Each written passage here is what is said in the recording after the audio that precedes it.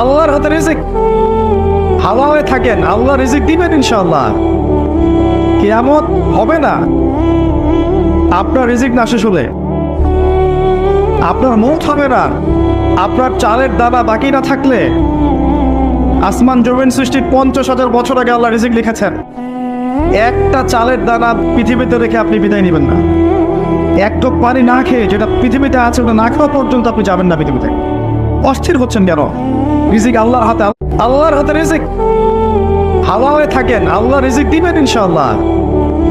কিয়ামত হবে না আপনার রিজিক না শেষ হলে। আপনার মৌত হবে না আপনার চালের দানা বাকি না থাকলে। আসমান জমিন সৃষ্টির 50,000 বছর আগে আল্লাহ রিজিক লিখেছেন। একটা চালের দানা পৃথিবীতে রেখে আপনি বিদায় নেবেন না। এক ঢোক পানি না খেয়ে যেটা পৃথিবীতে আছে ওটা না খাওয়া পর্যন্ত আপনি যাবেন না পৃথিবীতে। অস্থির হচ্ছেন কেন? রিজিক আল্লাহর হাতে।